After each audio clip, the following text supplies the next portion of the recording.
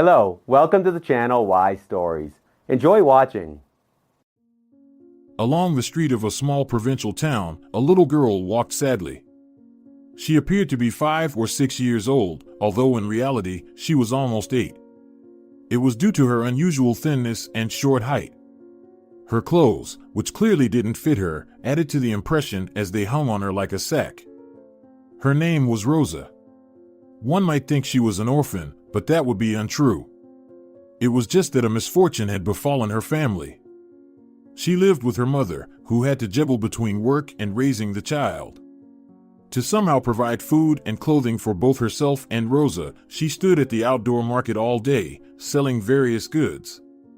They paid her hourly, so she worked without weekends and in any weather, rain, which the tattered canopy couldn't fully protect her from, and bone-chilling winds. It was not surprising to fall ill with such work, but she wasn't officially employed, so no one would pay for her sick leave. Thus, she stood behind the counter, already suffering from a bad cold, until things took a turn for the worse. At the clinic, they said she had pneumonia and needed to be hospitalized. But who will I leave my daughter with? No, I can't go to the hospital, she pleaded. Well, I can't force you, sighed the doctor. But, at the very least, strict bed rest is advised, and here's a list of medications you need to take. The list turned out to be extensive, and she simply couldn't afford to buy most of the prescribed medicines. She couldn't rely on any assistance. Her unfortunate parents had passed away many years ago due to alcoholism, and she had no husband, nor had she ever had one. Rosa's father had abandoned her mother as soon as he found out she was pregnant. So, she had to do everything herself. Her daughter tried to help as much as she could, applying compresses and buying the medicines that were affordable from the list. However, those turned out to be only supportive remedies and had no effect. The fever kept rising, and they couldn't bring it down. At times, the mother started to enter a semi-delirious state. First, Rosa hoped that her mother would get better over time. It's usually like that with a cold. At first, everything gets worse and worse, but then you reach a certain point and gradually start recovering. But, as it turned out, this was not the case. The illness had progressed to a severe form that couldn't pass on its own. And so, Rosa walked down the street, not really understanding why. Maybe she hoped to get some food, even just a little bit, ideally, chicken. She had heard that chicken broth helps with a cold. Of course, it wouldn't replace expensive medicines, but maybe it could at least alleviate her mother's condition a little. As for obtaining the medications themselves, the girl couldn't dare to hope. You can't just go to the pharmacy and say that your mother is dying and you don't have money for medicines. That image stood before her eyes. She stood in front of the pharmacy counter and with a tearful voice pleaded, "Sonora, give me these medications, and I will bring you the money later when my mother recovers and is able to earn them." Having imagined Sonora's reaction to such a statement, Rosa chuckled unhappily. It occurred to her that she could try to earn some money herself. But how, she had no idea. After all, nobody hires children, especially ones as young as her. Well, stealing was definitely out of the question. Her thoughts were interrupted by a strange gleam that caught her attention in the nearest trash bin. Approaching closer, she realized that the gleam was coming from a bank card lying on top of all the garbage. Rosa retrieved it and examined it closely. Attached to the card was a small piece of paper with 4 neatly written numbers. It must be the PIN code. Rosa's mom also had a bank card, although it hardly ever had any money on it.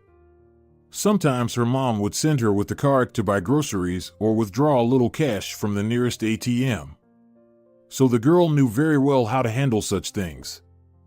Well, if it's lying in the trash, Rosa said to herself, then it must have been thrown away. And if it's thrown away, it's unlikely that anyone needs it. With that in mind, she headed towards the nearest ATM, not holding much hope that there would be any money on the card. Like, who would throw away a card with money on it? Well, if there happened to be any, it would come in handy. She could buy medicine for her mom or at least some chicken for soup. Of course, doubts crept into her mind about the rightness of her actions. What if the card ended up in the trash by mistake? On the other hand, if someone could accidentally throw away money, it meant they didn't need it as much as she did. And her situation was desperate. If her mom didn't receive help soon, she might even die. With this thought, tears welled up in Rosa's eyes, and she quickened her pace. Upon reaching the ATM, the girl first checked the card's balance. When she saw the amount displayed on the screen, her eyes widened in astonishment. Until that moment, she couldn't even imagine that one person could have so much money. By her calculations, the sum she saw would be enough for her and her mom for almost a lifetime. All her doubts disappeared right away. A person with such wealth wouldn't suffer much from her taking a little money for her mom's medicine. Rosa had no intention of withdrawing a large sum of money. As she left the bank branch, she immediately headed to the nearest pharmacy. She bought all the necessary medications for her mom. Her estimation was spot on, as there was barely any money left. Rosa, whose thoughts were still occupied by the healing chicken soup, decided to go to the grocery store and see if she could buy something with the rest of money. On her way out of the pharmacy, she bumped into a woman who, although not young, looked quite well off. The woman looked at her attentively with an expression that Rosa couldn't quite understand, and then unexpectedly asked, "Little girl, did you withdraw money from the ATM nearby?" Rosa felt a tremor. She understood this woman was the owner of the card. And now, most likely, they would accuse her of theft, drag her to the police, and the girl wouldn't have time to bring medicine to her mother. Her eyes filled with tears once again. "I took it," she confessed honestly. "But I found this card in the trash, so I thought nobody needed it anymore. You have to understand me, we really need the money. My mother is sick, and we have no way to buy her medicine." Well. Calm down," the woman said gently. "I know you didn't steal anything. It was my cleaner who accidentally threw away the card. We have an office nearby, and that's how it ended up in the trash. Besides, I know how much money was on the card, and you took just a little. And you didn't take it for yourself, but to help someone close to you." Rosa couldn't calm down. She kept apologizing incoherently and mumbling about her mother's illness. She showed the bag of medicine and the receipt as proof that she had spent the money exactly as she said. Finally, after a few minutes, she managed to quell the stream of tears. "What's your name?" the woman asked. "Rosa," the girl almost whispered. "I'm Sabina, nice to meet you. You know, Rosa, let's go and buy some more vitamins and some groceries for your mom to make her feel better. Consider it a reward for your discovery." And together, they bought vitamins and went to the grocery store. The woman filled an entire basket, fruits, vegetables, milk, and to Rosa's delight, a much-desired chicken. Now she would definitely be able to make a great broth for her mom. At 7 years old, she was already quite skilled in cooking. Sabina helped Rosa carry the groceries home. She didn't come inside, leaving everything in the hallway. The girl invited her rescuer to come in, at least for a cup of coffee, but she politely declined. "I recently had a cold," she explained, "so it's better for me not to be around sick people right now. Besides, your mom clearly has more important things to think about. Here, take my phone number just in case." Thanking the woman for her kindness, Rosa gave her mother a dose of medicine and began preparing the broth. Her mother's condition worried her greatly. The state of semi-delirium seemed almost constant. The girl feared that help might arrive too late. 2 days passed. The woman's condition only worsened. Rosa couldn't feed her or even get her to take the medicine. In the end, she completely lost touch with reality, and Rosa made up her mind to call an ambulance. Mom was taken to the hospital, refusing to let the girl in with her despite all the pleading. Not knowing what to do next, the girl dialed Sabina's number and explained the situation with a trembling voice. "Sorry for bothering you. Mom got worse, they took her to the hospital, and they won't let me in. I don't even know what to do. I'm sorry, I just don't have anyone else to turn to," the girl explained. "Don't worry, Rosa," Sabina replied gently. "I'll come to you right away, and we'll figure everything out." And indeed, she arrived in just half an hour. I've been thinking, Rosa, she began, almost from the doorstep. If you want, you can stay with us for now. We have plenty of space in the house, and my husband won't object. Did the doctors tell you which hospital they took your mom to, at least? Rosa simply nodded, unable to speak a word. All right, I'll go there for now, talk to the doctors. Maybe there's something else we can do to help her. Don't worry, everything will be fine. Rosa agreed to stay with Sabina, and without wasting any time, they headed to her home. As it turned out, not far from the neighborhood, with its dreary identical 5-story buildings, there was a completely different world. They arrived in a private sector where several streets were filled with luxurious mansions. And it was in one of these mansions that Rosa's savior lived. Entrusting the girl to the care of her husband, who happened to have a day off, Sabina went straight to the hospital to see Rosa's mother. Upon arriving at the clinic, she first went to the reception area. Hello, she said. A couple of hours ago, Ida Vargas was supposed to be brought here. And who are you to her? Lazily inquired the young girl sitting at the registration desk. Her mother, Sabina, lied without batting an eye. If there was one thing she had learned in her 50-plus years of life, it was that no one in the hospital would talk to someone completely unrelated to the patient. But they also wouldn't go out of their way to verify the degree of kinship stated. The girl at the desk started typing something on her computer keyboard. Then she looked up at Sabina. She's in critical condition. Visits are currently not allowed.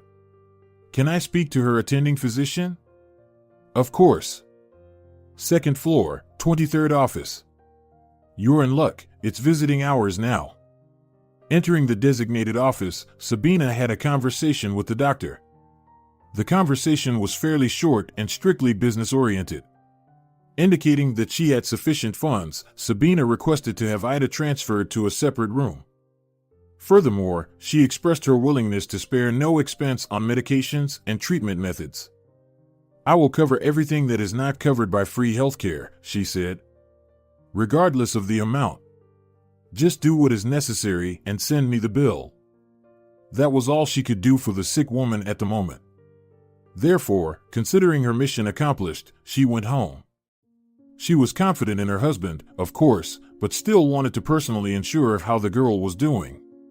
After all, she needed the care and support that only a woman could provide. Ideally, a mother, of course. But she didn't have the luxury of choosing in this situation. She found Rosa in a rather depressed state. The luxurious surroundings of the house she ended up in didn't impress her. Even the fact that she was allocated a separate room, something many children from less affluent families dream of, couldn't lift her spirits. She sat on the bed, dangling one leg and nervously twitching it. As soon as Sabina entered the room, the girl immediately moved towards her. What? What about Mom? She asked with difficulty. The doctors are currently taking care of her treatment. Your mom is going through a difficult time, as you've seen. But her life is not in danger. That was partly a lie. With such advanced pneumonia, there can be no certainty that the body will be able to cope with the illness, even with proper treatment. But she couldn't tell a 7-year-old child that her beloved mother was on the brink of life and death, ready to cross it at any moment. 3 days passed in tense anticipation. Although Rosa believed the woman's words, she still couldn't find peace from anxiety. In the end, the hospital informed them that the crisis had passed and there was no longer any threat to the patient's life. Of course, there would still be a long course of treatment ahead, but it could now be confidently stated that it would be successful. Thanks to Sabina's efforts, Rosa's mother recovered quite quickly. Within a few days, her condition improved to such an extent that Sabina was allowed to visit her. Rosa also wanted to go, but the woman convinced her that it would be better if she waited for her mother's full recovery. In reality, she wasn't sure if their conversation was suitable for a young child to hear. Ida, hello. My name is Sabina, and, strange as it may sound, I want to warn you right away that to the hospital staff, I am your mother. I had to resort to this trick, otherwise, no one would talk to me. So, you paid for my treatment? Responded Ida. I'm very grateful to you, but honestly, I don't quite understand. You shouldn't thank me, Sabina smiled, but your wonderful daughter. She's really concerned about you. Don't worry, she's staying with me now, and she's doing fine. And the woman briefly told the story of how she met Rosa thanks to a lost bank card. I don't even know how to thank you for everything, Ida muttered. I have nothing to offer you, and the money you spent on me, it seems I won't be able to repay in a lifetime. I have more than enough money, Sabina replied. And you and Rosa somehow appealed to me, that's why I wanted to help you. Not only out of pity, although that's certainly part of it. Here's what, tell me how you ended up in such an unpleasant situation, and we'll try to figure out how to prevent it from happening again. The best gratitude for me would be if you and your daughter are in a warm, well-fed, and safe environment. How did I end up here? It's a typical story, Ida sighed. Instead of studying properly and getting a profession, I fell in love with Rosa's father. It was right after school. I didn't go to university. I thought, well, it's not a big deal, I'll get a job next year. Then I got pregnant, and the guy immediately left me. He said he wasn't ready for such responsibility and all that. I didn't have time to study. I had to work to support Rosa and myself. And my parents didn't help either. They just drank endlessly and then both died. And at the market where I work, the conditions are bad, so I got sick. That's the thing, Sabina said, attentively listening to her story. Quit your market trading before it completely ruins you. Just recently, my housekeeper resigned, and I'm looking for a replacement for her. Move in with me along with your daughter. There are plenty of vacant rooms in the house. The salary will be decent. We'll enroll Rosa in a good school, and you won't need anything. And if anything happens, I'll cover your sick leave as well. Ida couldn't believe her luck. At a moment when it seemed all hope was lost, this woman appeared and offered to solve all the remaining problems at once. Of course, she couldn't refuse such a tempting offer. Ida expressed her gratitude to Sabina at length, while Sabina just chuckled. And they bid farewell.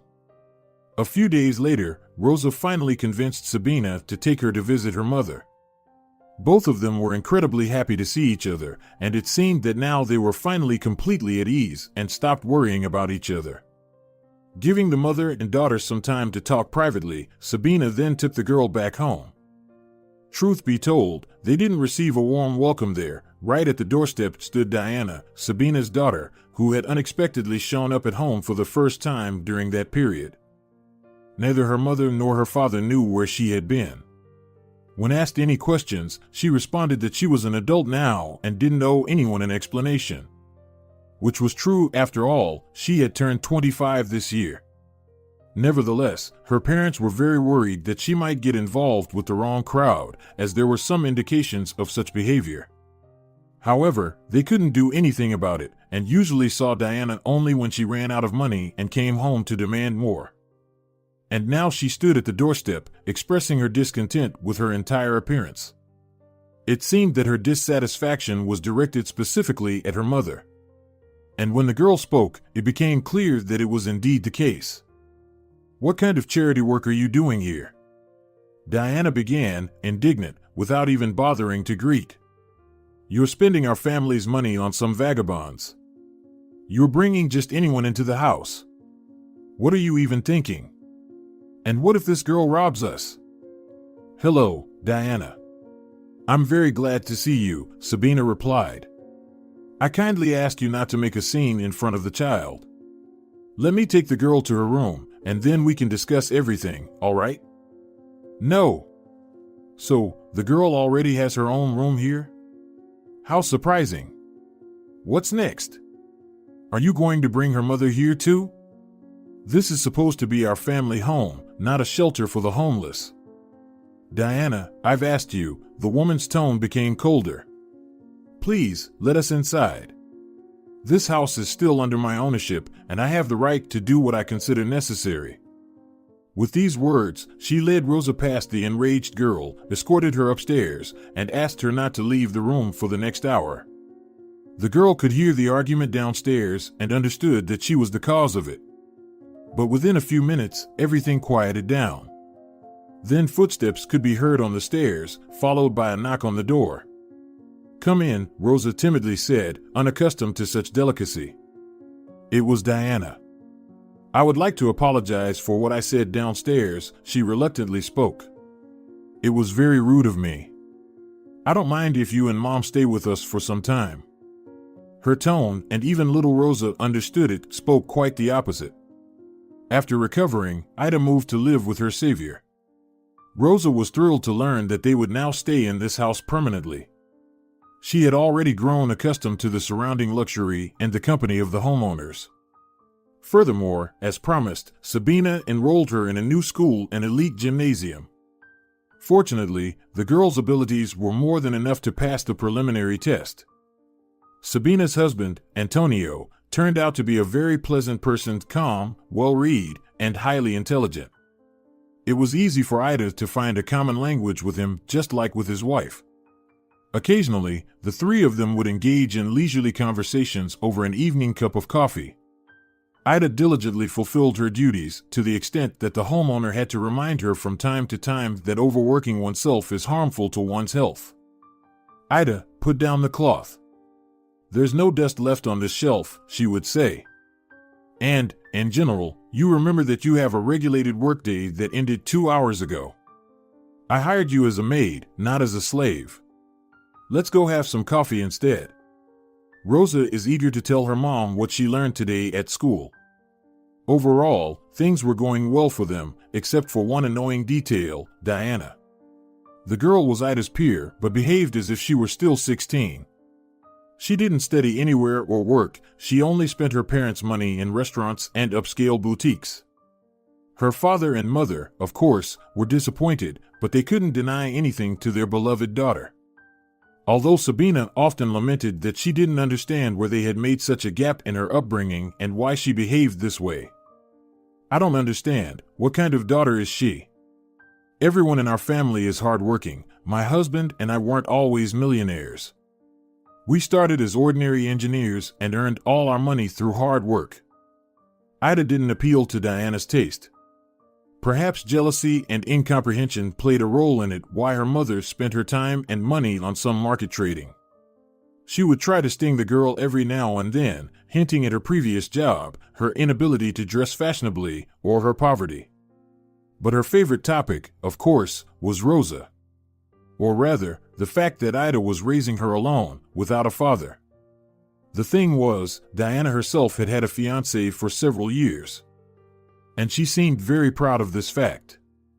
Strange girls, who choose someone and then wonder why they were dumped, she would say, as if talking to a friend on the phone, but intentionally loud enough for Ida to hear. My Roberto is not like that.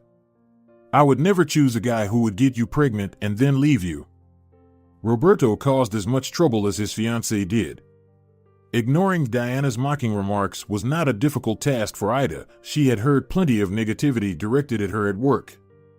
She simply continued to work calmly and ignored it all. However, Roberto would throw ambiguous looks her way, and when Diana wasn't around, he would make some rather unpleasant compliments. In short, he behaved like a typical womanizer. Undoubtedly, as the daughter of the homeowners, she could have noticed these signs if she hadn't been so preoccupied with self-admiration. She had no doubt that she was absolutely irresistible and that her fiancé was head over heels in love with her. Ida, on the other hand, understood perfectly well that if Roberto was in love, it was solely with her parents' money. It was for the sake of that money that he was dating the naive Diana.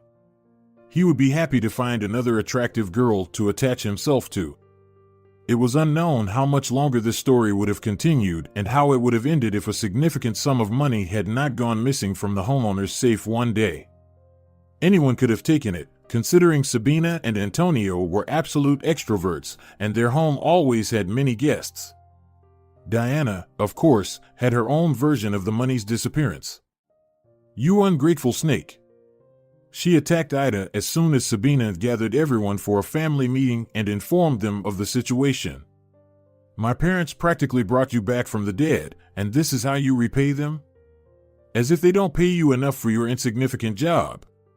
Or maybe it was your daughter who took it. She has already shown herself to be a thief. Diana, stop. Her mother interrupted sharply. I don't believe Ida could have stolen that money. Then who else? The girl persisted. Do you think I did it? I didn't say that. Who knows what could have happened? I think we should call the police. Let them investigate everything. But before that, if any of you needed that money, no matter the reason, I suggest confessing now, and we won't involve the police.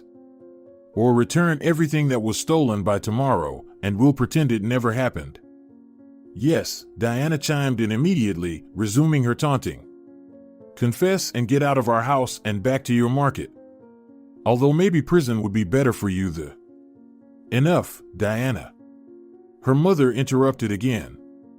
I won't listen to baseless accusations. I've said what I wanted to say. I'm giving all of you time to think. Ida, even though she knew she was innocent, had a very restless night's sleep. She understood that if it came to involving the police, no one would bother investigating anything. The poor woman who had been taken in as a maid out of pity stole money from the trusting homeowners. It was the simplest explanation, and no proof was needed. On the other hand, she felt a subtle change in how she was treated.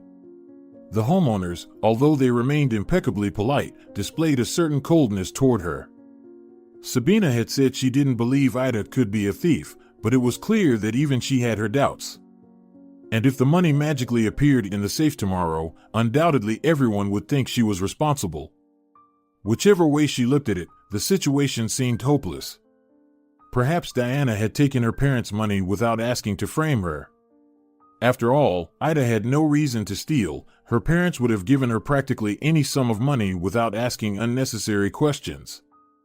It was late, closer to 1 o'clock at night, when Rosa entered her room. The girl lived in the neighboring room and must have heard her mother tossing and turning in bed, unable to fall asleep. Perhaps she came to inquire about what had happened. Ida had already begun to think about what she would tell her. It was one thing for herself, but her daughter. How would she explain to Rosa why they were unexpectedly expelled from paradise? And the fact that they would have to leave their home seemed like an almost inevitable event to her. She did not yet know that her lovely daughter had come not with questions or comfort, but with a solution to her own problem. Mom, forgive me, please, the girl began with words that Ida never expected to hear. For what? She cautiously asked, fearing the worst deep down inside. I know it's not good to eavesdrop on other people's conversations, and that adults sometimes talk about things children shouldn't hear. But it just happened. I know what you were talking about in the kitchen today. And I also know who took the money you were talking about.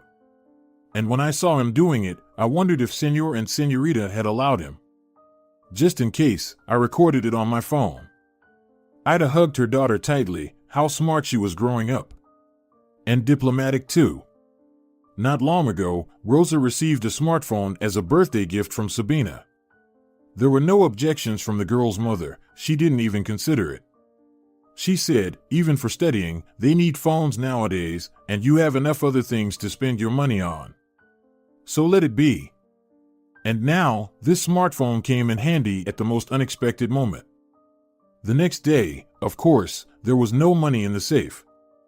Diana was unusually silent this time, but a malicious smile played on her lips. It seemed she was absolutely certain that the hated maid would disappear from her life forever. However, an extremely unpleasant surprise awaited her.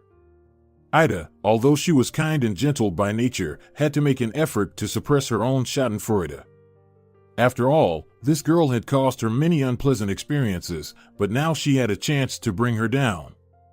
And maybe, finally, she would understand how wrong she had been behaving all this time. Well, what now? Sabina said sadly, opening the safe and confirming that the missing money had not magically reappeared. Looks like we'll have to call the police after all. Unless, of course, someone wants to tell me something right now. Wait, Ida began. She saw the triumph in Diana's eyes and how sad her mother's face became. I know who took the money, and I have evidence. Rosa saw the thief and recorded him on her phone. Placing her smartphone in a way that everyone could see the screen, she started recording. Although the angle wasn't ideal, it was still possible to clearly see who was taking the money from the safe and carefully closing it. It turned out to be Roberto, Diana's fiancé. Despite everything, the homeowners decided not to involve the police. After all, Roberto wasn't a complete stranger. They simply demanded that he return the money, threatening to involve the authorities if he didn't comply. Roberto was incredibly angry, both at Diana's parents and at Diana herself. He caused a disgraceful scene right in their house. He shouted about how they already had a lot of money and how they couldn't spare a small amount that he desperately needed. In the end, he added that he wanted nothing to do with such stingy people, including their daughter, of course. And he stormed off, slamming the door loudly. Contrary to Ida's hopes, this situation didn't diminish Diana in the slightest. On the contrary, she became even more unbearable. As soon as the door closed behind her now obvious ex-fiancé, she continued the scene with double the intensity. "So, some random girl can steal money from your card," she shouted at her mother, "but your own daughter's fiancé can't even borrow a small sum? Come on, it's just pocket change. You wouldn't even notice. Do you even know what your so-called fiancé needed the money for?" Her mother replied, "What does it matter?" "It does matter. We've never denied either you or him small expenses. But this time, it's a considerable amount. And if it was for a good cause, we would have given it, and he knew that. So, there's something about it that we wouldn't approve of," Antonio reasoned. "You never approve of anything if it's related to me." Diana continued to throw a tantrum. "You've ruined someone's life. Mine too." She stormed out of the kitchen, slamming the door loudly. In the hallway, she bumped into Ida, who was dusting the hangers, trying to ignore the escalating argument in the kitchen. It wasn't easy, as Diana was shouting so loudly that the whole house could hear. Ida could only be glad that her daughter was at school and didn't hear all this horror. "You!" Diana shifted her focus to Ida as soon as she noticed her. "It's all because of you. Ever since you appeared in this house, I knew it wouldn't end well. What a clever girl you are, recording a video on your phone to catch the thief. And I believed it. Roberto and I love each other, and you just couldn't stand that you couldn't keep your man and decided to sow discord between us." "Diana," Ida tried to reason with her, "can't you see? This Roberto only loved your money.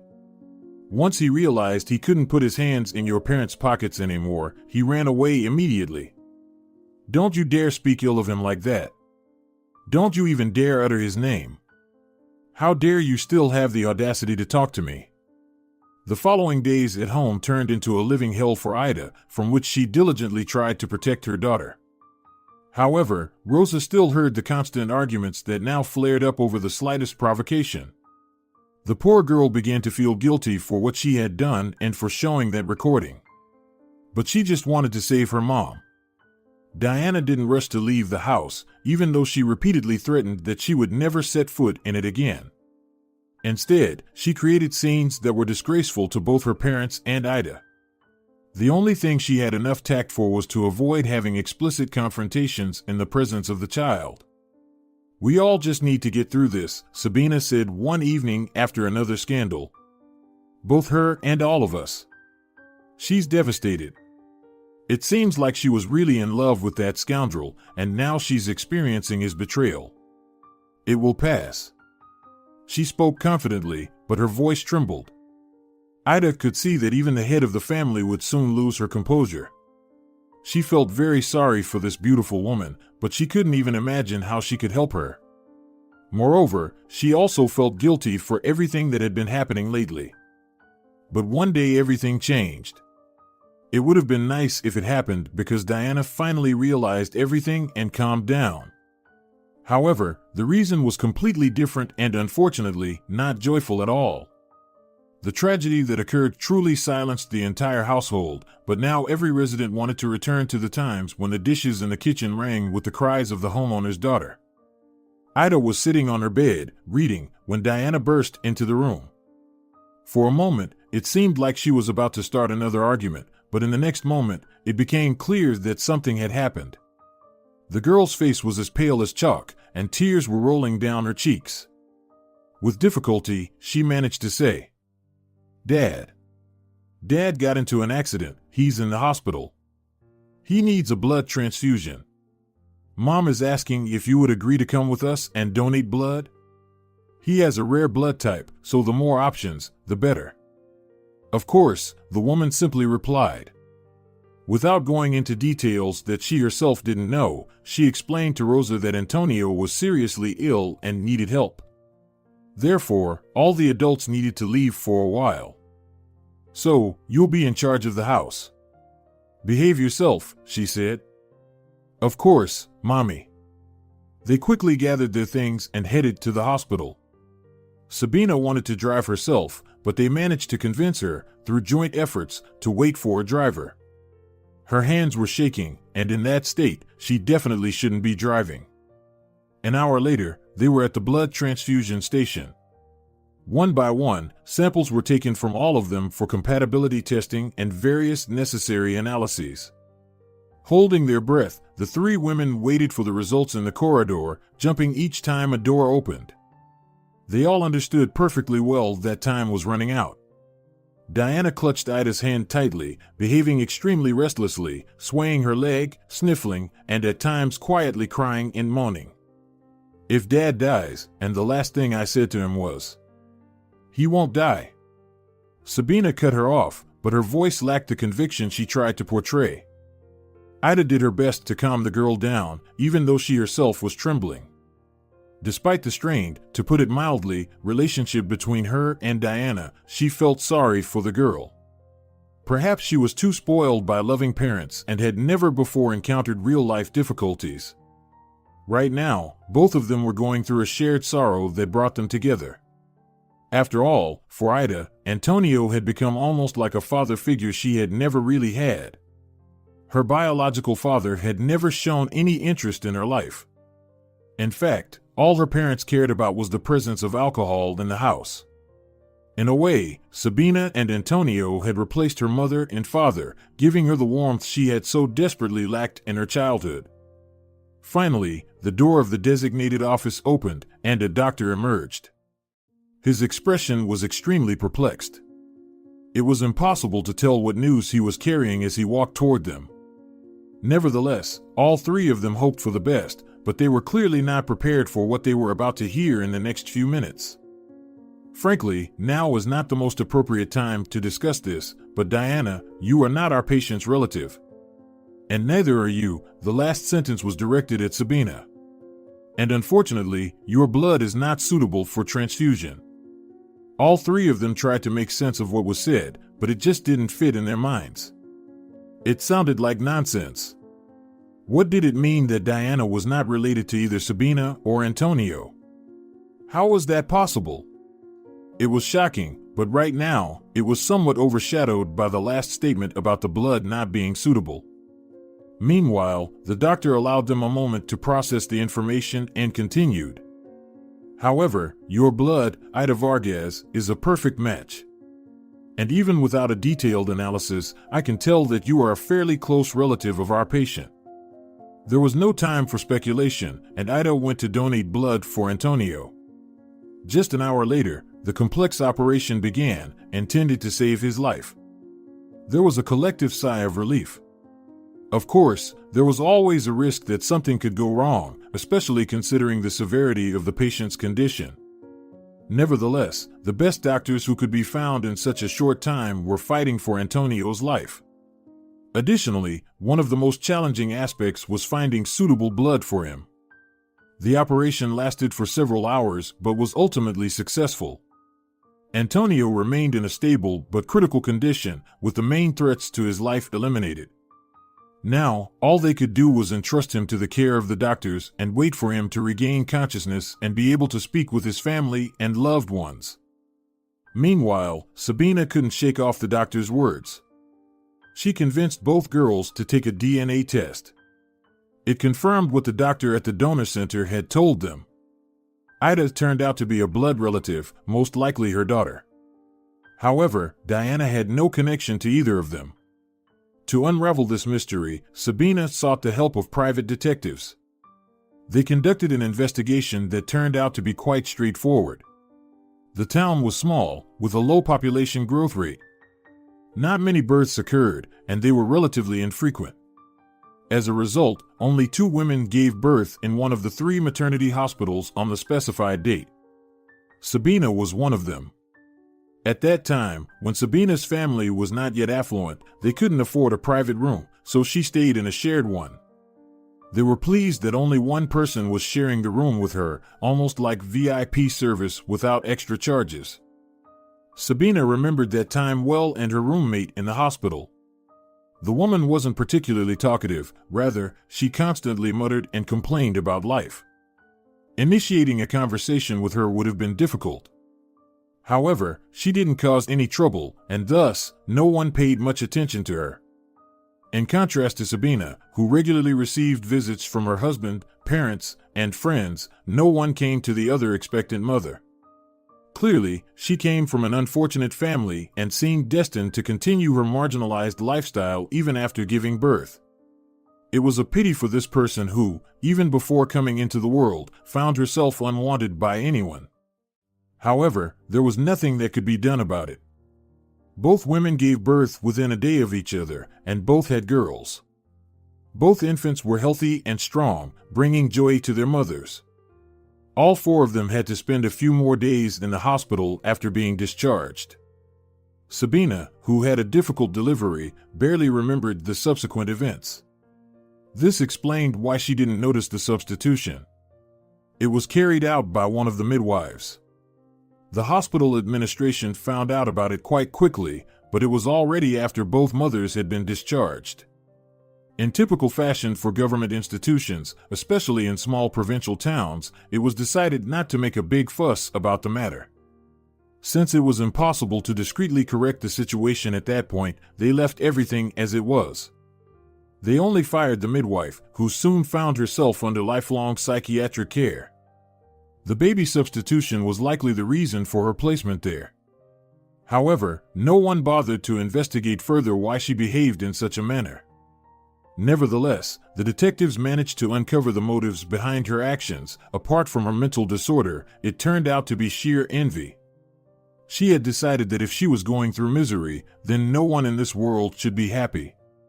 Especially a perfectly well-off woman who, moreover, was able to conceive and give birth to a child. And that woman happened to be Sabina, by chance. The midwife herself also wanted to have children very much, but all her attempts ended in failure. At first, she struggled to conceive for a long time, and when it finally happened, it turned out that she was physically unable to carry a child. As a result, she had a miscarriage at an early stage. Since then, she harbored resentment towards all women who, unlike her, could have children. However, she didn't quit her job because she had nowhere else to go. Slowly, year after year, she began to lose her mind while witnessing happy mothers whom she herself had helped deliver. Of course, no one noticed. And then, at the moment when Sabina was giving birth, something in the mind of this unfortunate woman finally snapped. Perhaps the reason was that this mother-to-be had everything that the midwife didn't: a loving husband, caring friends and parents, a well-paying job, and wonderful prospects. And now, on top of it all, a child. The midwife decided that she needed to slightly ruin this perfect life and swap the baby with a marginal person whom she coincidentally gave birth to almost simultaneously. It's understandable that whether you want it or not, genetics will make itself known. It won't be easy for this woman to raise someone else's child, especially one like that. As fate would have it, Sabina and Antonio's biological daughter ended up in the hands of alcoholic parents who never gave her the attention she deserved. Meanwhile, Diana lucked out and ended up in a family that was destined to become very wealthy in the near future. And they were living quite well at the time as well. But, as the midwife had anticipated, the girl's character was influenced not only by her upbringing but also by genetic traits. That's why she behaved the way she did. Moreover, she believed that all her parents' money and everything they had achieved belonged to her by birthright. And what now? Diana asked, after listening to this story. Well, what now? Sabina exclaimed in surprise. Well, it turns out I'm not your biological daughter and, in general, I don't have the right to be here. "Don't talk nonsense," her mother replied. "I fed, raised, nurtured, and loved you all these years, of course. How could I not love you? Who knows who might have switched babies and who your biological parents are, you, my daughter. If, of course, you are willing to consider me your mother now. Of course, Mommy, I love you too." Tears welled up in Diana's eyes, and she rushed to hug Sabina. Ida observed this scene with a sense of awkwardness, not knowing what to do now. It turns out her real parents were this wealthy couple who had done so much for her and her daughter. But they hadn't raised her, hadn't heard her first word, hadn't witnessed her first steps. It wasn't to them that she brought home her first top grade from school or her first reprimand. Although the people who had raised her hadn't paid attention to either of those things.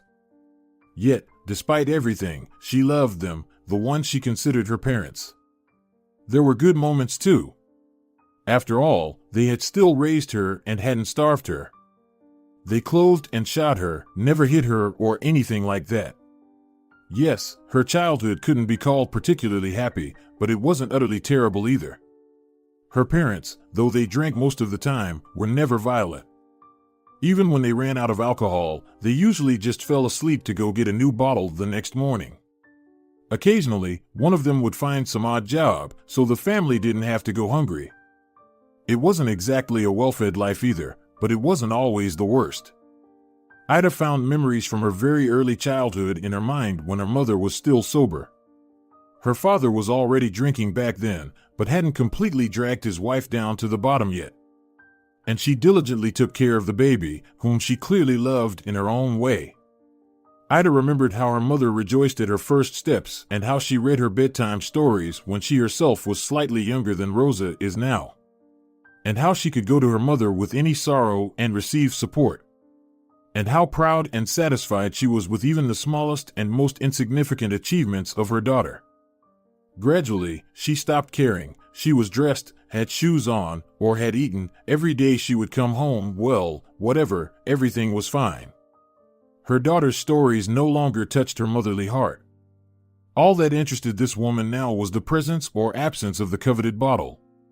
Perhaps things would have turned out differently if she had found the strength to her husband. But for some reason, she continued to hold on to him. Whether out of habit or out of fear that she wouldn't survive on her own. Although it seemed like the father had no involvement in the family's life, she could have been unaware of that. Ida tried to study diligently and rebel.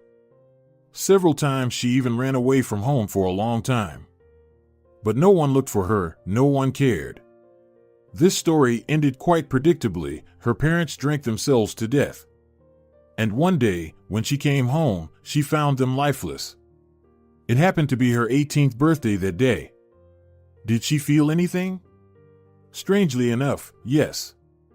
Despite everything, she grieved deeply for her mother and father and was grateful to them for managing to raise her to adulthood in some way. She knew that deep down in their hearts, they loved her. At least, it applied to her mother. As for Sabina, she was essentially a stranger, someone whose fate she had become involved in out of pity and kindness. Ida was grateful to this woman, felt a warm attachment to her. But she didn't feel any certainty that these feelings were mutual. "I have enough room in my heart for both daughters," the woman said, as if reading her thoughts. "Actually, I always thought it would be nice if Diana had a little sister or brother. But the first childbirth was very difficult, so I never dared to go through it again." She hugged Ida tightly. A few seconds later, Ida felt Diana joining in the embrace. It looked like a truly miraculous reunion of a long-lost family. There was only one person missing to make this picture complete. Antonio was discharged from the hospital only several months later, even though improvements had occurred much earlier. Until that moment, they all visited him as a family, including little Rosa. As expected, the man was very surprised by the story of the baby switch. But like Sabina, he was happy to have two daughters now. Diana apologized for her abhorrent behavior to her parents and to Ida, whom she now referred to as nothing less than a sister. Of course, it wasn't just the fact that she turned out to be their non-biological daughter that influenced her. The accident that nearly took her father's life also had a strong impact, forcing her to reconsider certain things. And the support that Ida had provided her during that difficult time convinced the girl that she had been unfair to her. The shared grief brought them together, helping them understand each other and develop a certain mutual sympathy. And then they discovered that they were connected more closely than they could have ever imagined. As for little Rosa, she appeared completely unsurprised when they gently told her, omitting unnecessary details about the situation. Such stories were still part of her young mind's understanding of the world. So, the girl simply rejoiced in having a grandma and grandpa. Over time, she also grew accustomed to her aunt, although it wasn't easy considering Diana's past behavior. But she did her best to make amends to her parents, Ida, and her daughter. By the time Antonio made a full recovery, their extended family had come together and lived quite harmoniously in the same grand mansion. Sometime after his return, the father gathered all the adults for a family meeting. He chose a time when Rosa was at school, ensuring that she wouldn't overhear anything unnecessary. The reason for the meeting was serious, and it was unlikely that the child needed to know anything about it. "I've been thinking a lot," he began, "ever since I regained consciousness and was able to somewhat piece together the facts. Then you told me about how Ida and Diana were switched at the maternity ward, which understandably pushed everything else out of my mind for a while. But then the thoughts came back, and I must inform you that the accident I was involved in wasn't a mere coincidence." A tense silence hung in the air as everyone tried to comprehend the meaning of Antonio's words. And it seemed that they all arrived at a similar conclusion. In his characteristic soft manner, the father had just informed them that someone had tried to kill him. The revelation shocked and frightened them all. No one dared to say anything. They were all waiting for the continuation of his speech, and soon it came. "I believe someone tampered with my brakes, but besides that, it's possible that someone forced me off the road into that very ravine where my car crashed. I can't be certain because I remember the moment of the fall very poorly. I only remember that the brakes didn't work when they should have. I had recently passed a routine inspection, and everything was in order. But if that's the case, it means that someone who knew when and where I would be traveling did it. But who could wish you harm?" Diana exclaimed in horror. "Well, for example, you," Antonio chuckled, using his tone to indicate that it was just a joke. "But seriously, I don't know. And that's what bothers me the most. Someone could have targeted not just me personally, but our entire family. And in that case, all of you are in danger. That's why I gathered you all here. I want you to be extra cautious until the culprit is found. And today, I will file a report with the police and let them investigate." And so they did. The report was filed, and the police began their work. Knowing that they were dealing with a person of influence in the town, they made sure to conduct the investigation with utmost care. They started with inspecting the car, which confirmed Antonio's concerns. The brakes were indeed tampered with. Additionally, some dents on the body couldn't have been caused by the fall into the ravine. Therefore, his vague memory of the car being pushed was validated. Someone wanted to ensure that their plan worked flawlessly, and Antonio wouldn't survive the car accident.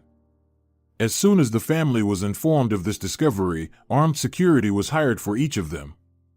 This included Rosa, to whom they explained that these two aunts, and Ida insisted that her daughter be protected by women to make her more comfortable, would accompany her temporarily to and from school. Going anywhere else was forbidden for now. The intelligent young girl didn't argue, understanding that such restrictions wouldn't be put in place without reason. All vehicles were thoroughly checked by the guards before each trip. Fortunately, nothing else suspicious was found. But no one thought of letting their guard down. It was possible that it was just a precautionary measure, and after the failed attempt, the perpetrator backed off from their plans. Or maybe they had a personal vendetta against Antonio and not the entire family. But it never hurts to be cautious. Meanwhile, the investigation continued in full swing. All family members were thoroughly questioned, but no one could recall anything suspicious on that day. Everything was as usual. Nobody could imagine who Antonio could have bothered to the extent that someone wanted to kill him. Their joint business with his wife was conducted honestly, without crossing anyone's path. They earned a considerable amount by the town standards, but not enough for someone to want to take their company or anything of that sort. I apologize for the misunderstanding. Here's the revised translation with dashes used to denote direct speech. By all means, the initial version of the investigation suggesting that the assassination attempt was somehow connected to the business was deemed inconclusive. They then began developing the idea that it could be a personal vendetta. And that's when the first and only suspect emerged. A serious conflict, which had been happening in this family recently, involved Diana's ex-fiancé.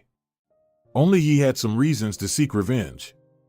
Granted, it was quite difficult to believe that he would try to kill Antonio simply because he was prevented from stealing money.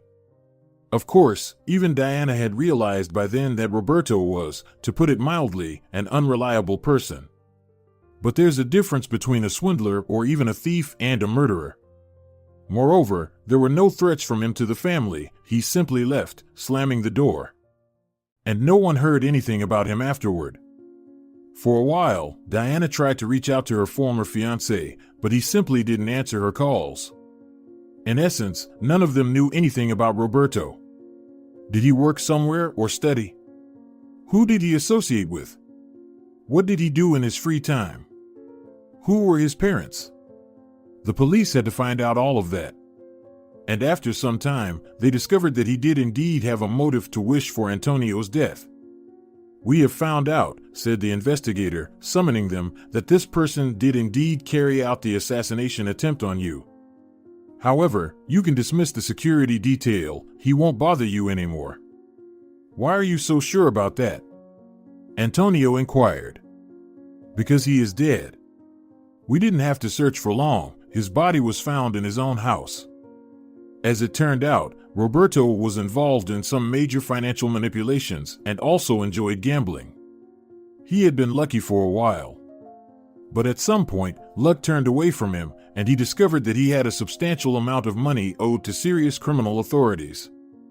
They had no intention of waiting for him to marry Diana and acquire the money in a more or less official manner.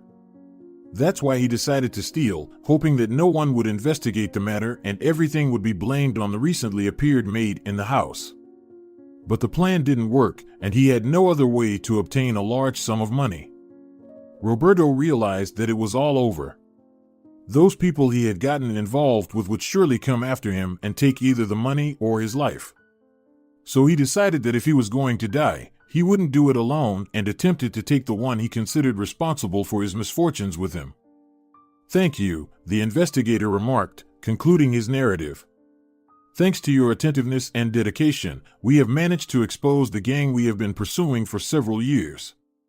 Soon, all of them will find themselves behind bars, where they belong." After weeks of tension, the family finally managed to breathe a sigh of relief. The security guards were released. Rosa was allowed to go out and meet her school friends again. Numerous guests started visiting the house again, and everyone was happy to see them. Thanks to Rosa's strong desire, after several months of debates, persuasions, and negotiations, the family decided to get a dog. True to her promise, the girl takes care of the puppy herself, walking, feeding, and grooming it. At this stage of her life, she is doing well in school and dreams of becoming a veterinarian. Ida and Diana eventually became great friends and spent a lot of free time together. Diana got her act together and enrolled in college, realizing that it's never too late to pursue a good profession. Sabina and Antonio hoped that their daughters would help them with the business and eventually take over the management of the company. If you're enjoying it as well, leave a like and subscribe.